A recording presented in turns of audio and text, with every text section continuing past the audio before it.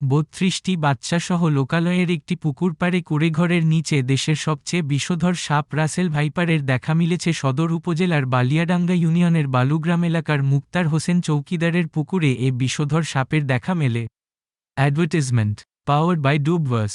স্থানীয়রা জানান, সোমবার সকালে মুক্তার হোসেন পুকুর পাশে প্রথমে একটি সাপ দেখতে পান। পরে পুকুরের বিভিন্ন সরঞ্জামের স্তূপের নিচ থেকে একে একে ৩২টি বাচ্চাসহ মা রাসেল ভাইপার সাপটি দেখতে পাওয়া যায়। এ সময় স্থানীয়রা সবগুলো সাপ মেরে ফেলেন।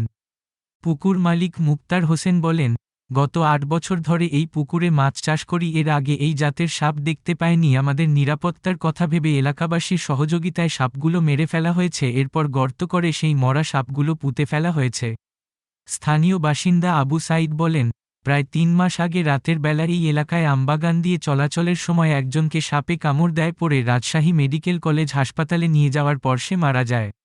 অত্যন্ত বিষধর সাপ হওয়ায় হাসপাতালে নিয়ে চিকিৎসার পরও তার মৃত্যু হয়। বন অধিদপ্তরের বন্যপ্রাণী ও জীববৈচিত্র্য সংরক্ষণ কর্মকর্তা তন্ময় আচার্য বলেন, ডিম থেকে নয়, এই সাপটি সরাসরি বাচ্চা জন্ম দেয়। একবারে সর্বোচ্চ ৪০টি পর্যন্ত বাচ্চা জন্ম দিতে পারে। এই সাপ বন্যার সময় পদ্মা নদী দিয়ে ভারত থেকে এই সাপ আমাদের দেশে চলে আসছে। সিভিল সার্জন ডা. এস এম মাহমুদুর রশিদ বলেন, যেসব এলাকায় সাপের কামড়ের আশঙ্কা আছে, সে সমস্ত এলাকায় মানুষকে সচেতন হয়ে চলাফেরা করতে হবে। বিশেষ করে সামনে বর্ষা মৌসুমে আরও সচেতন থাকতে হবে।